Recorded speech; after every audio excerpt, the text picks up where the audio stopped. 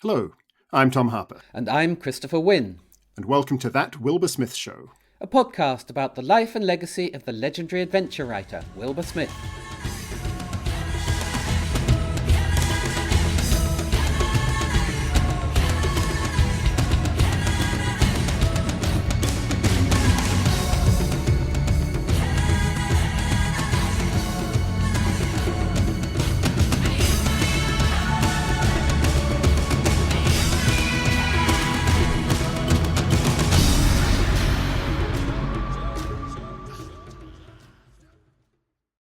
The emu blinked its reptilian eyes and stretched its long neck like a periscope to peer above the sea of tussock grasses.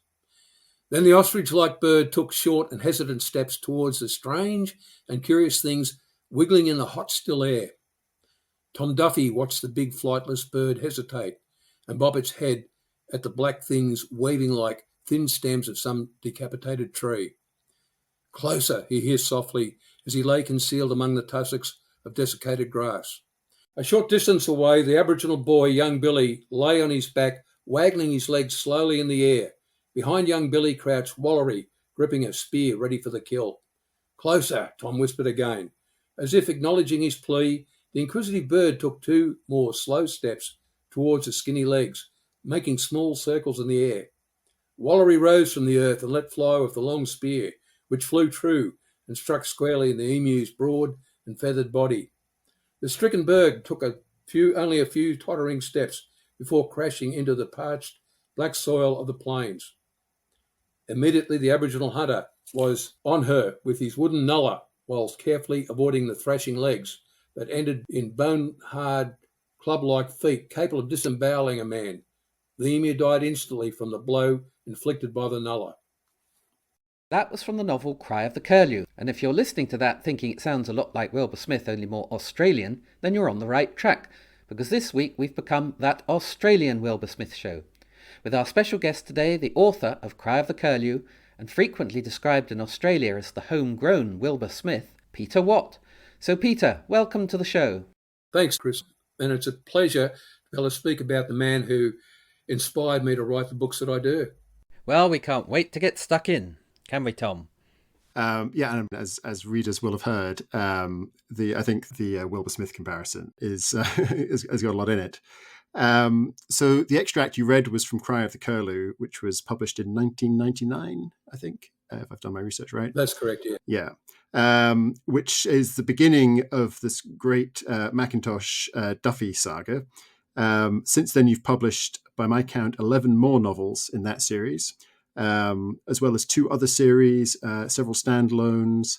And right now you are talking to us from, where are you exactly? I'm in a little town called Maclean, which is known as a Scottish town of Australia. All our street signs are in Gaelic. Oh, and of course, all our power poles and that, have got tartans on them. And every Easter we have the Scottish Games, and we have about 30 pipe bands turn up, march down the street and compete at the showground. Oh, my word. And that's in Queensland? No, it's in New South Wales, about 2 hours south of the border. Right. Excellent. Well, we've had guests on the show from America, from South Africa, from Iceland, but you definitely get the record for the most far-flung guest. And of course, because of the time difference, it's Friday evening where you are, and Friday morning for us. So while we're still on our morning coffee, you've no doubt got a cold beer in your hand, or a stubby, as you call it in Oz. Is that right? And that was the same for my screenplay writer for the series Frontier, which is based on those novels. Yeah, brilliant. So you're experienced at working with the time difference. So I wanted to begin right off the bat by just asking about the Wilbur Smith comparisons, because a lot of authors found these a bit of a two-edged sword. Some writers I've known who get compared to other writers, the new someone, or this generation's whoever, they find them kind of flattering and helpful. And other authors get a bit prickly about them and feel that they're being defined by someone else rather than on their own merits. So how do you feel about it? I unashamedly recognise Wilbur as being the inspiration behind the stories, the style of writing the books. So being compared to Wilbur was something that I don't find offensive. And I was lucky enough to meet the great man himself back in around about 2003 when he was on a tour of Australia. And I can always remember, as I was saying to Chris before, that I stood in a huge room of about 1,000 people there to hear him speak. And I was in awe of the great man. And he was with a crowd of fans. And he broke away and he walked over to me and he said, "I know you." Wow. And I was sort of a little bit stunned. And I said, "How do you know me?" He said, "Because every airport I get off around Europe, your books are on the bookshelves." But we both wrote for Pan Macmillan in Australia, the same publishers. That's why I was at that function. But I do remember too, I made a deal with him. We swore a pact. And being an Aussie, I thought, well, he's another colonial. He's a South African. He'll understand this. I said, "Cobber, you stick with Africa, Europe, and the Atlantic Ocean. I'll look after Australia, Asia, and the Pacific. And we'll have the Indian Ocean in between us as neutral territory, no man's land." And he laughed. We shook on it. But I did cheat. I did go into Africa in some of my stories. Well, I can tell you that there is a forthcoming book in which the Courtneys venture into Australia. So Wilbur's, having his revenge for your breaking the deal there. He paid me a great honour in one of his books set against the war in the Sudan of 1884-85. Oh, is that Triumph of the Sun? I think it might have been. But he used one of my characters in his book, just briefly, a couple of sentences. Oh, wow. And between authors, that's a great thing, to be able to sort of honour each other with characters from their books and vice versa. But he was a very impressive man who I still idolise.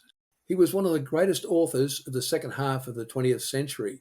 And I can always remember saying to Chris before that I remember going off to the army in 1969, and in my lap was a copy of The Dark of the Sun, set against the Congo. And, of course, years later it was made into a movie called, I think, The Mercenaries. Mercenaries, yeah. Yeah, and, of course, we had the Aussie in there, Rod Taylor, playing the main role, along with the American football player Jim Brown. That's right. That's right, yeah.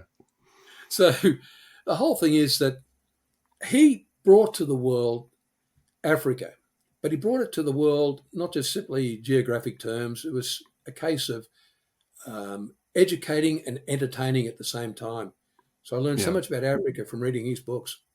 The politics, which were very thinly disguised, and also everything else about Africa. Yeah, yeah. A great mate of mine, Tony Park, works 6 months of the year as a safari guide in Africa, as well as 6 months back in Australia. And, of course, Tony had the opportunity to meet Wilbur in South Africa from time to time. And he'd always yell out at Wilbur, "Have you read my latest book, Wilbur?" The wonderful bit of publicity that you shared with us before the show, where, again, I think this was in the early 2000s, your publishers offered a money-back guarantee to any reader who didn't think your books were as good as Wilbur Smith's, which I guess is a great demonstration of their faith in you, but also potentially a high-risk strategy, I would think. So it seems almost rude to ask, but did you have many takers? Nobody wanted their money back. But the funny thing is, it was embarrassing. So about 6 months after that came out, I met Wilbur, and he knew about it. Oh, really? And it didn't worry him at all. Yeah. I remember we were discussing. We said, we have all these literary writers who are on TV and and in the news, and everyone gives them prizes. And I said to Wilbur, I said, "Did you ever want a literary prize?" He said, "No." He said, "But I sell a lot of books." Yeah. And touch a lot of hearts as well. I mean, if exactly reaching a lot of people, changing their lives for the better. And he, I think, right the way through his career, he recognised that he was not going to be recognised by the literary establishment. And as far as I could tell, he was pretty okay with that, because he was having the career he wanted, telling the stories he wanted. Yeah, he was. Because I always remember when I first got published with Cry of the Curlew in Australia, I met my publisher, a wonderful young lady called Kate Patterson, who'd worked in England. Right. And she said to me, this was our first meeting, she said, "Are you aiming to win literary awards?" And I was kind of stunned. I said, "No, I just want to be rich and famous, like Wilbur." And she laughed. She said, "Thank God," she said, "we can't sell our literary books." Yeah. Well, this is publishing's dirty secret, isn't it? It's the authors like you and Wilbur who actually fund the publishers to give them the money to publish all the lost leading literary novels that get a fraction of the readership. Exactly.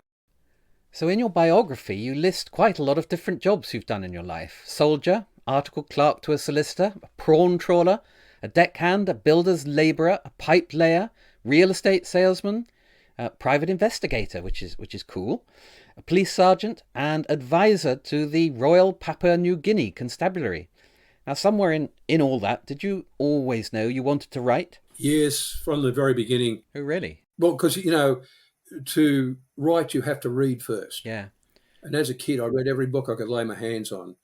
And I was actually it was comics when I first started. And I know they go crook about comics, but comics led me to books. Yeah. Yeah. A gateway drug. Yeah, I just remember reading people like John Steinbeck, East of Eden, and I was only a kid and I didn't quite understand it. Yeah. But then in the early 60s, somebody said, "Oh, there's this writer called Wilbur Smith." Oh, really? Yeah. When I picked up his first book, every book since. Yeah, that's amazing. So, wow. So, I mean, we've spoken to a lot of people who've been influenced in different ways by Wilbur and his writing, but so it's, I guess, 30 some years between picking up that first Wilbur book and feeling that kind of buzz and actually getting your own book published. It was a case of my publishers. The book was actually rejected the first time round, but Pan Macmillan in Australia decided that they wanted something, because they knew they had Wilbur with them. You see, he was in their stable of authors, and they wanted something a little bit Australian.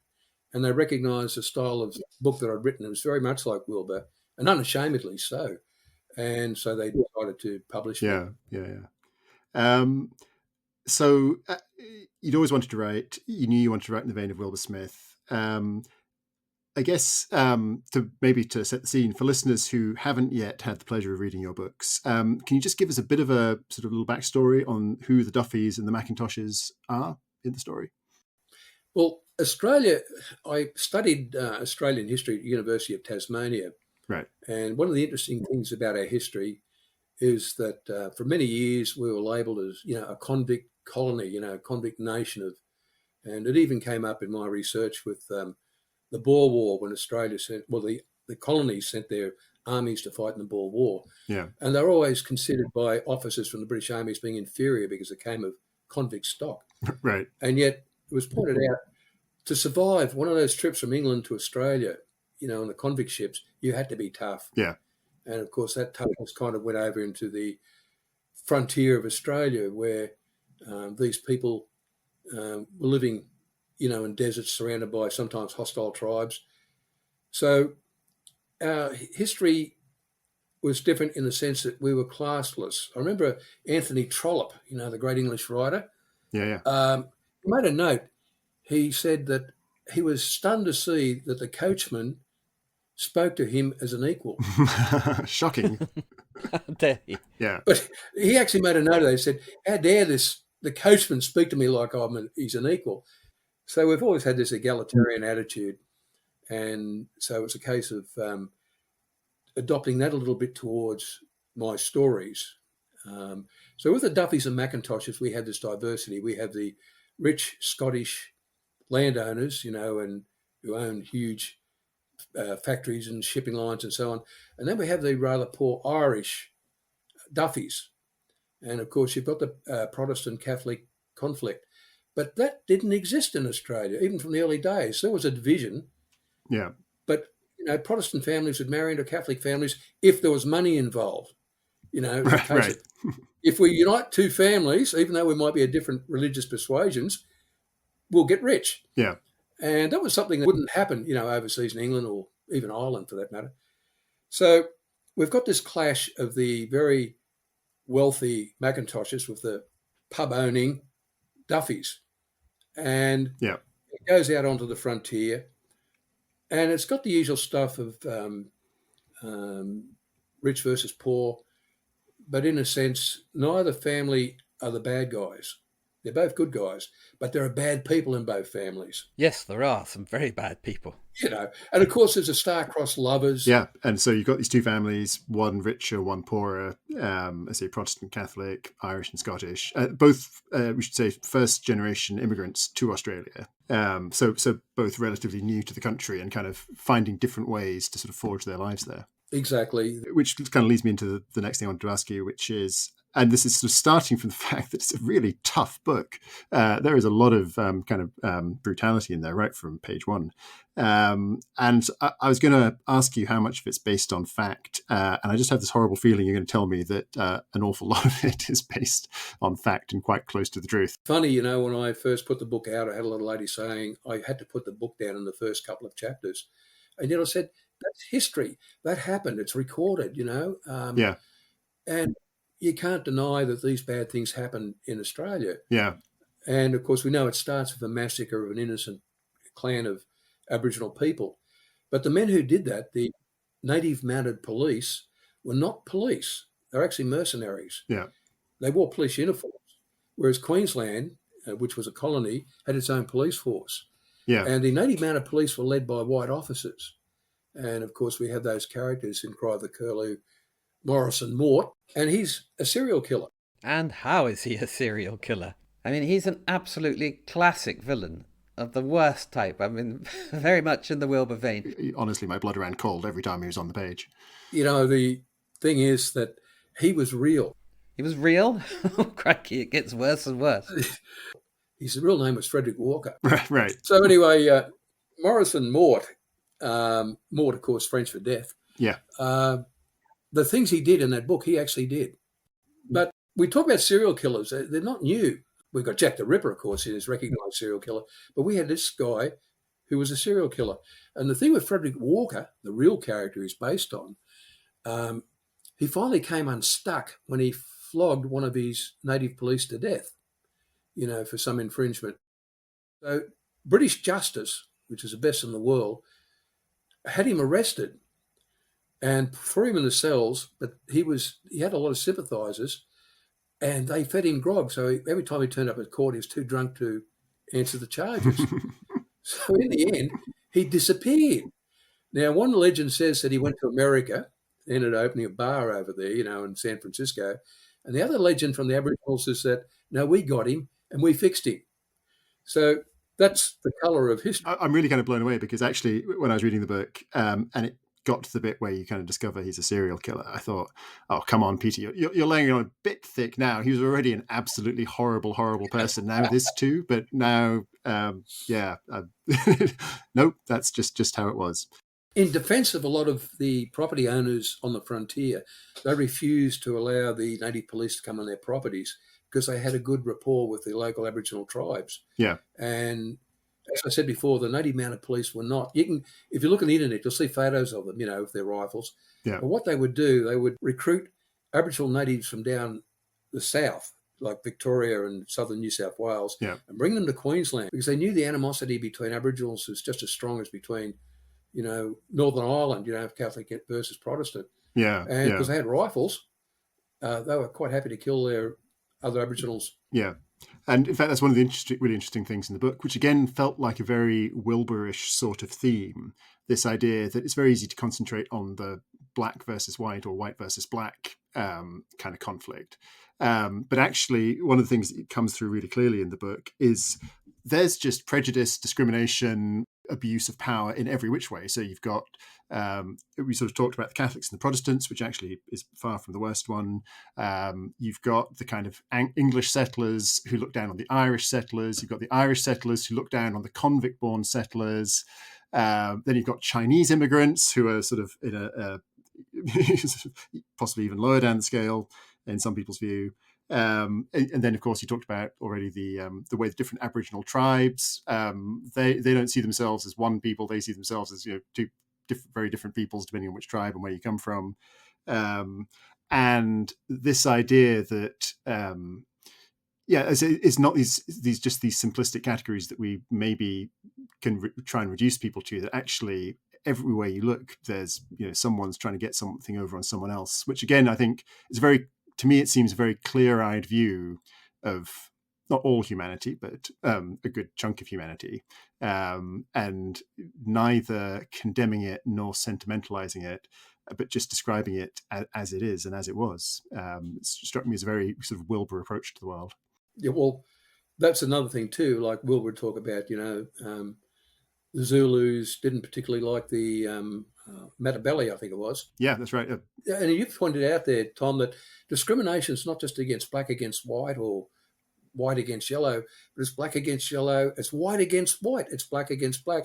So discrimination is too clearly defined nowadays as being race, but often it's within a race. I mean, and again, I go back to the Northern Ireland thing, they've got the same blood, even got the same surnames in many cases, yet they're ready to kill each other.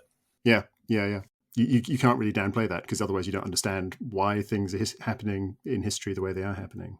Exactly. You mentioned that a couple of your readers had said they'd had to put the book down after the first chapter or two. And I can sort of understand why, because that opening sequence of the first book is an absolute masterclass in action writing.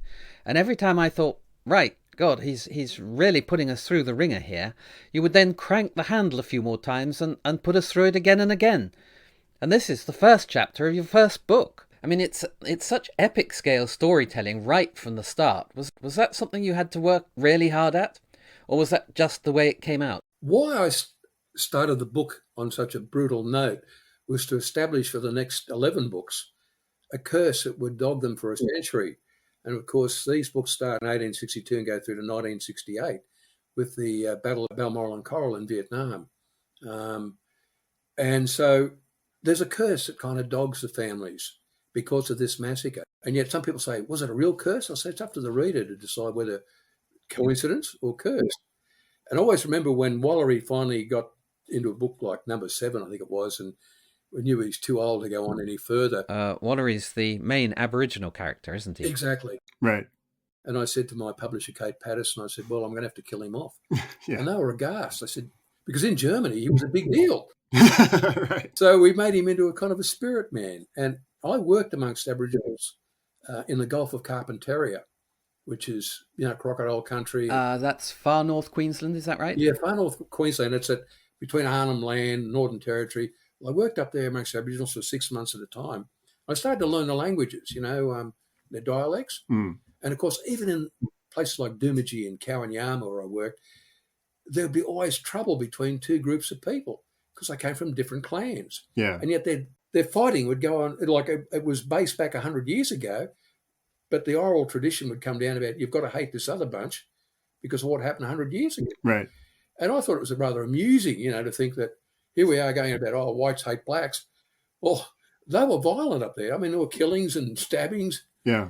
Anyways, being amongst these people, I've got to tell this funny story. The character of Wallery is based on a real person. And I'll just call him Billy because I can't remember his name. But I was in Doomadgee, a place called Doomadgee, which is in the Gulf of Carpentaria, an Aboriginal reservation. Mm. And while I was there working, and I was working as a gas fitter's assistant, we're doing all the gas work around the reservation, I started learning the local dialect.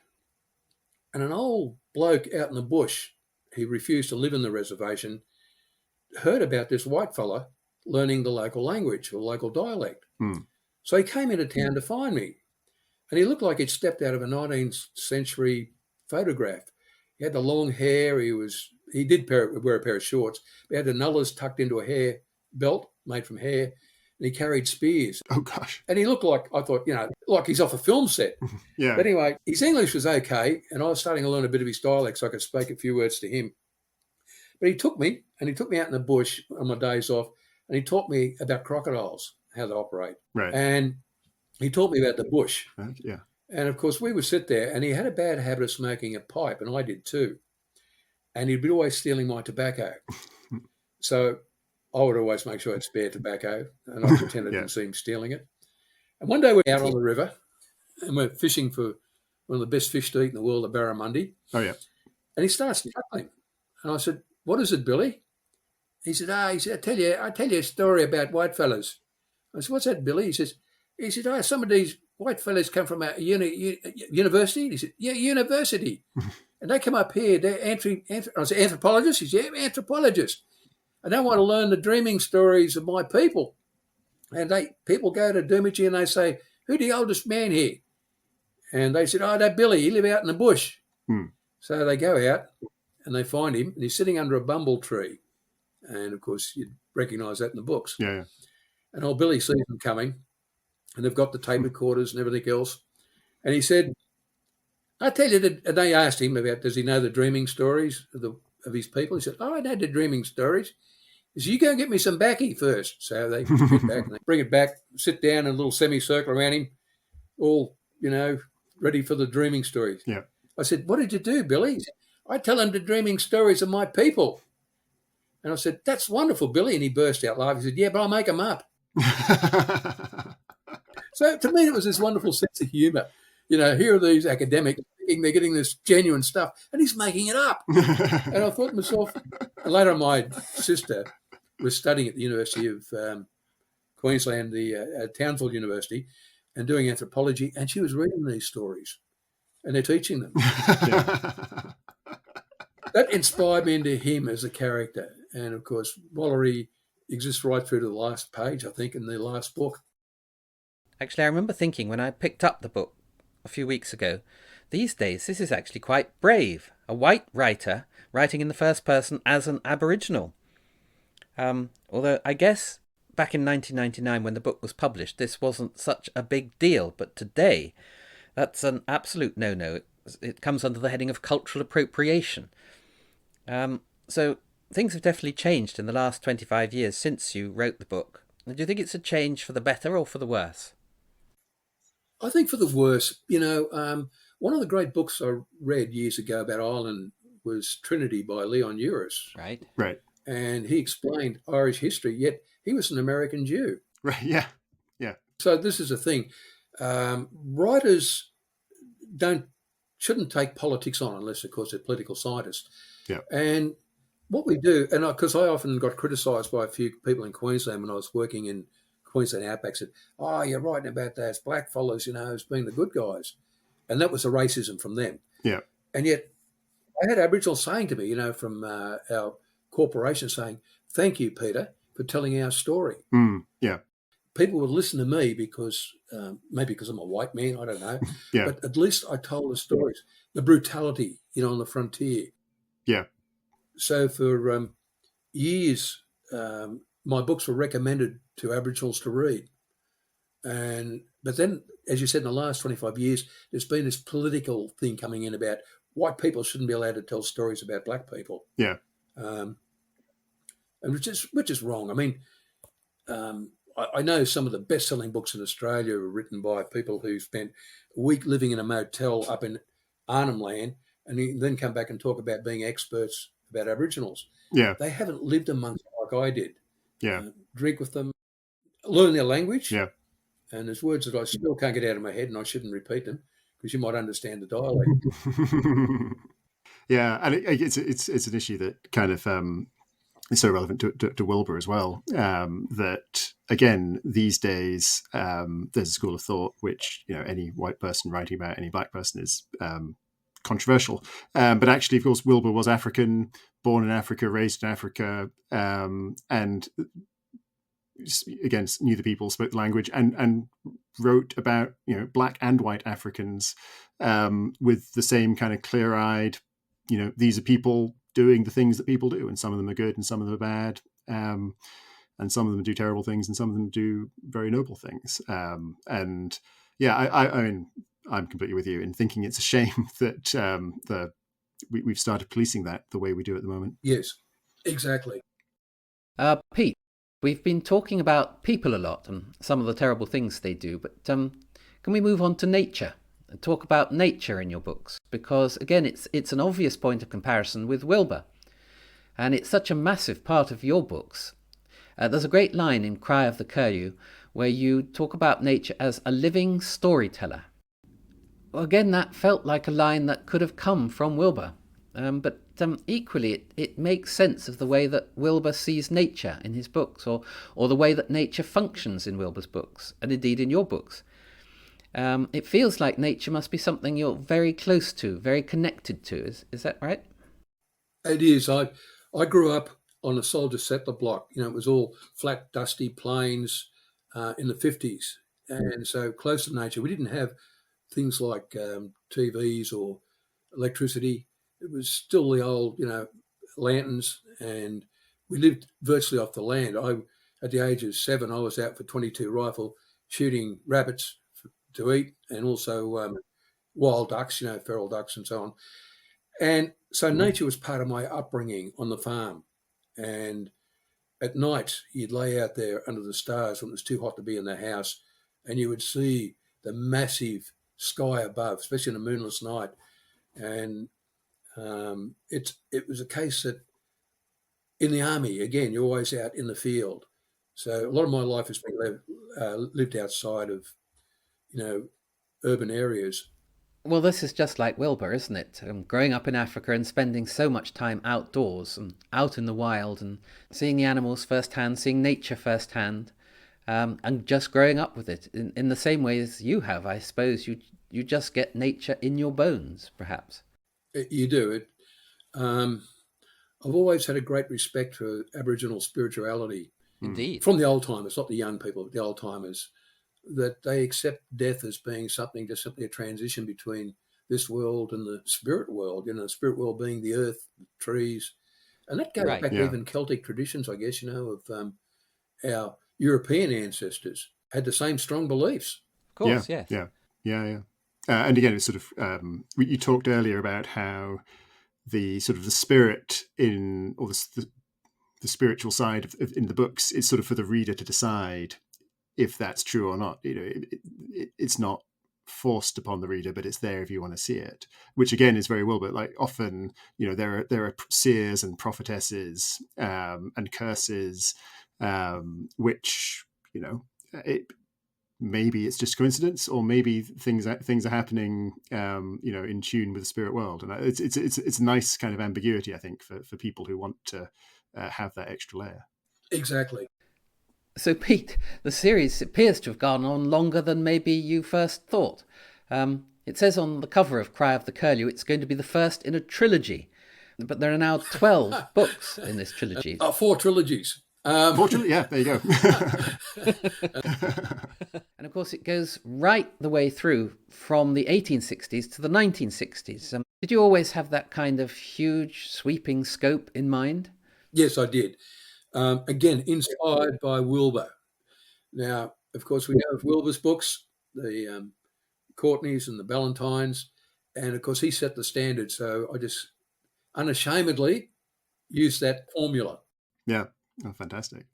And then you've also found time to write a second series, starting with the Queen's Colonial, that follows a blacksmith from Sydney called Ian Steele, who enlists in the British Army and goes off to fight in the Crimean War. And I think then sort of wends his way through a lot of the colonial wars of the Victorian era. The novel has the brilliant tagline, "Sometimes the fate to which you're destined is not your own." So for listeners who are like me, in fact, who are intrigued by that, what can you tell them about that series? I've always had a fascination, I have on my wall a commission from the Queen as an officer, except it's done by the Governor General in Australia. Yeah. So I'd served in the Australian Army as a regular soldier, then as a reservist officer. Right. And I was with infantry. That's why my hero's always with infantry. Along with like Bernard Cornwell, his Sharp series. Yeah. And just digressing slightly, I said to Wilbur, who's your favourite author?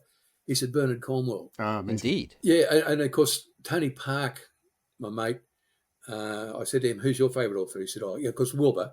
But he said, also Bernard Cornwell. Yeah. So he's in that category. Yeah. But always had a fascination for the traditions that we had in the Australian Army were adopted straight from the British Army. Yeah. And interestingly enough, if as an officer from the Australian Army, and I walked into an Indian officer's mess, I would see the same traditions. So even India, as much as goes crook about, England being imperial power, they adopted English traditions. Yes. Of course, today India has at least got democracy, a judicial system, and cricket.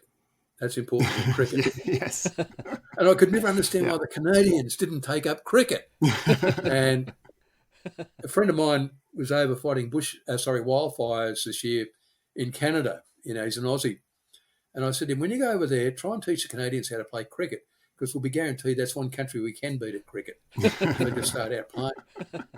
So the whole thing is that having this military background as an officer, and I'd always been fascinated by how such a small army could dominate the places it went. And of course, we were all aware of the Zulu Wars, and Rorke's Drift and all the rest of it. So I started reading a few books on military campaigns, and some of them I'd never heard of, like the Anglo-Persian War. You're right, yeah. And that's in that series. A lot of people may not realise that when the British Army went to fight the Maoris, they never defeated them. Oh, really? The Maoris proved to be tougher than the Zulus. Crikey. That's amazing. And, of course, I know they could take on the Zulus and all the rest of it, but they couldn't defeat the Maoris. Because right up until 1916, the Maoris were still fighting them. Oh, really? Yeah. I had no idea it was that recent. They had outbreaks, like on the North Island. Yeah. And the British were smart.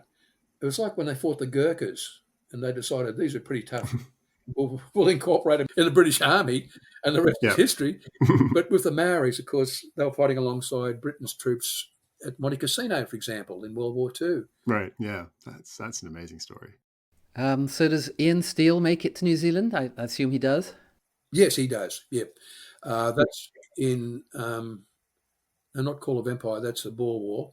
The one before that, the Queen's captain, I think it was. Yeah. Is it fair to say that the Steeles are the Ballantines to the Courtneys of the Duffy Macintoshes? I think with the Steele family, they didn't have any protagonist. It was just the Steele family. But being Jewish, that made it tougher for them because, unfortunately, Australians were also very anti-Jewish, in the early days. I, fortunately, was able to meet one of the best battalion commanders of my Army Reserve unit, served in World War II. And he was also Jewish. Right. A little fellow, and Paul Cullen. And his real name was Cohen. But when he was sent to North Africa, he had to change his name. Of course. Because Hitler put an order out. Any officers caught, regardless, if they're Jewish, execute them. Yeah. Which Rommel, of course, disregarded that order. Yeah. And so he became Cullen. And he served through North Africa and into Papua New Guinea. But after the war, he started an organisation called Auscare. And so not only was he great in wartime, but he was also great in peacetime because Auscare is fairly well known in this country, for overseas relief. Right, yeah. Was he part of the inspiration for the character then? In a sense, Paul Cullen was. I remember meeting him and I was in awe of him. He was only about 5'6", Right. And yet I heard his World War II men talk about him. They were in awe of him. He was a legend. Yeah. You mentioned Papua New Guinea there, which is somewhere else that you've spent time and also somewhere that you've written about. There's a Papua trilogy, I think. Yes. So, tell me about your experiences there and how that worked into the books. Well, I've been a police sergeant in New South Wales, and there was an opening on a Australian International Development Aid Bureau with the police force, Papua New Guinea. So it was just around about 1990 because I had a choice of going to the First Gulf War as an officer because I was trained in NBCD, nuclear, biological, chemical warfare. Oh, yeah. So I wanted me to go there. And I looked at who paid the best. Papua New Guinea paid the best, so I went there. Right. So anyway, I got there and I found it was a fascinating place. I was talking to Chris off air about some of the characters I met up there. And one of my good mates used to lend me his revolver, was actually from Northern Ireland. He'd been in the police force in Northern Ireland. And over a few drinks, he told me he had to go to Papua New Guinea to get away from Northern Ireland. There was a price he said from the IRA. Wow, okay. Anyway, it was a case of working up there.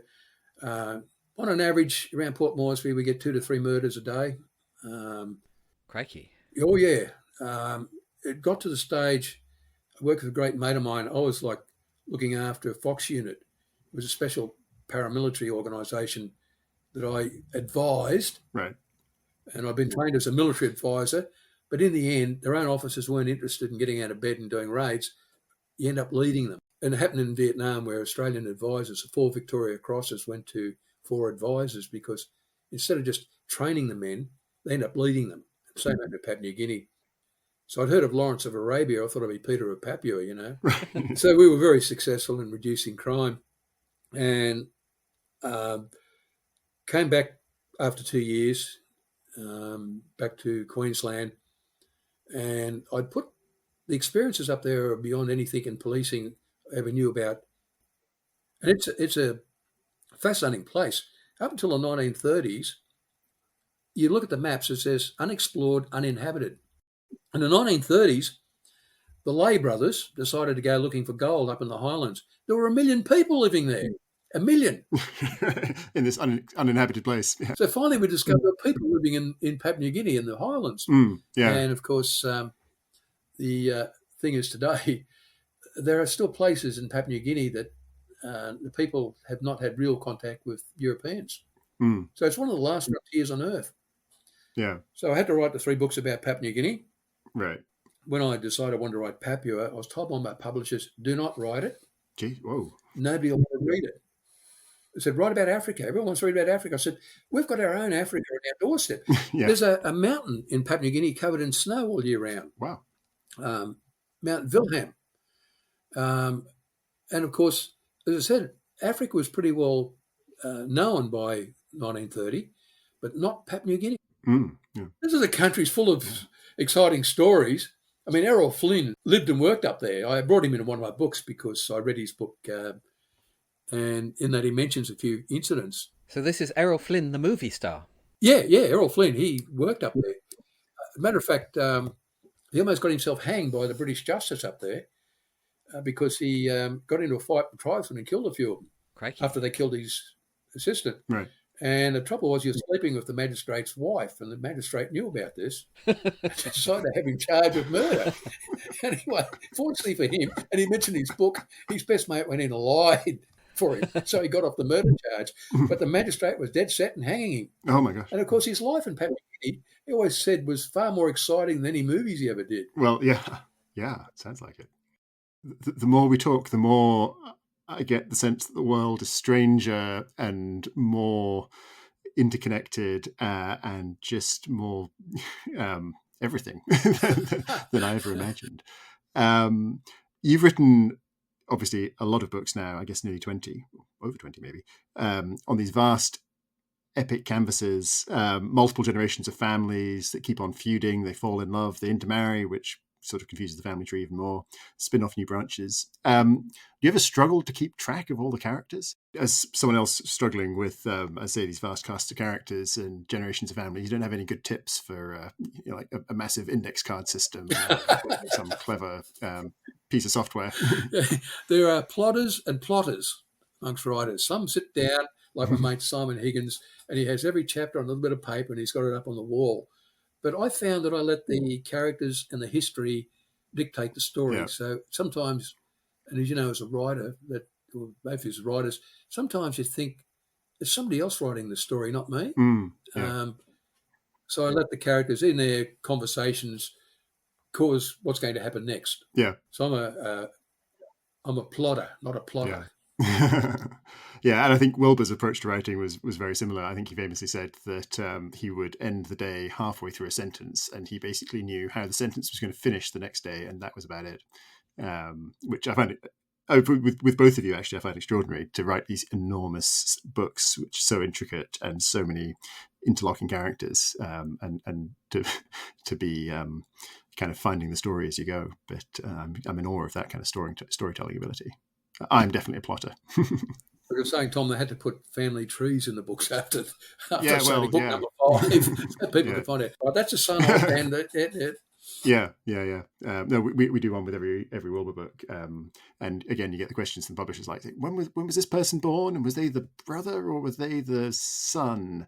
And sometimes it's like, well, he was raised by this person, but actually the father was this person, so I don't know how you represent that on a family tree. It gets very complicated. No, actually, Wilbur related a couple of things when we were having dinner that night, and he pointed out a couple of bloopers that he'd done in his books. And I remember in one of my, it was in the Papua series, I have the character sitting on the deck of a boat, and he's picked up a cup of tea, but then the next sentence he's put down a cup of coffee. Oh, yeah. And didn't readers tell me about that? And Wilbur Smith had Yeah. similar incidents where he's got a bloke who's had his arm ripped off by a leopard, and then a couple of chapters later he's playing cards with both hands. Yeah. His great mate in Africa was that great African writer. I've read his books; they're brilliant. He wrote one called "How Young They Died," set against World War One, because he'd actually experienced life in the trenches. He was a South African writer. I wish I could remember his name. Stuart Colte? Yes. But he was a great mate of Wilbur's. And Wilbur pointed out how he got this abusive letter from one of the readers that said, you've made this terrible mistake. Anyway, he went to his mate, the great African writer, who influenced him, by the way. He told me he influenced him. And he said, what do I do? And he said, well, old chap, he said, this is what we do. And he wrote this letter for Wilbur and sent it off to this reader who'd sent in this obnoxious letter about, how stupid are you, you've got this happening. And it was more or less couched in the terms of, you have to be a lunatic or something to write a letter like you did. And at the end of it said, and by the way, I put that in deliberately to see who was reading the book. And I thought, aha, thanks, Wilbur, I'm going to remember that. Yeah, that's fantastic. I'm now going to use that too. Spot the deliberate mistake. We've all done that. That's how to see who's reading and paying attention. Exactly. Yeah. I was going to finish up by asking you what you're working on now, what you're writing next. But then, as I was prepping this podcast, I found a Facebook post. That you'd made last September, in which you said you just submitted your last book, which is the conclusion to the Steel Saga. So is that it? Is that really it? I gave the publishers in Australia an idea about a country cop in the 1980s in Australia, because the English, to me, English writers are the best in the world. English shows are the best in the world. Too kind. And so I was kind of inspired by some of the great British police dramas, we used to have. We glue into it. The police in Australia would glue into it and say, this is the most realistic show about policing. Great. So there may be a book there? Or a series of books. Right. Brilliant. Well, I think we'll probably wrap up now. Peter, it's been an absolute joy having you on the show. As I say, you've opened my eyes to bits of history I never knew about, to your own extraordinary life, which feels, obviously it's informed a bunch of stuff you've written. Feels like there's a whole lot more books that could be written there too. And it's been also great hearing about how Wilbur influenced you, and how in turn has sort of inspired the books that you've written that have brought so much pleasure to so many readers. So Peter's next novel is The Ghosts of August, published slightly counterintuitively in November of this year, 2024. While we're on the subject, I'll mention that Wilbur also has a new book out this week that we're recording, Warrior King. So if you're looking for something to read before the next Australian Wilbur Smith, you can always enjoy something from the South African Peter Watt. So thank you so much for coming on the show. Oh, that was wonderful, Peter. Thank you so much. And thank you for entertaining us with such great stories about Australia and your incredible life. And indeed, your life-changing encounters with Wilbur. And thanks, too, to all of you who've been listening. I'm Christopher Winn, and it's goodbye from me. Until next time, I'm Tom Harper, and it's goodbye from me. Tom and Chris, it's been a pleasure. And the great pleasure is to be able to talk about the man that changed my life, and that was Wilbur Smith.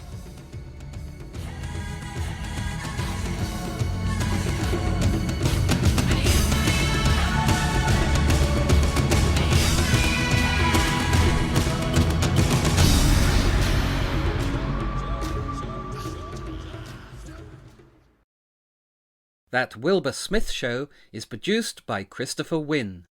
Music by Dewey DeLay. Executive producer, Niso Smith.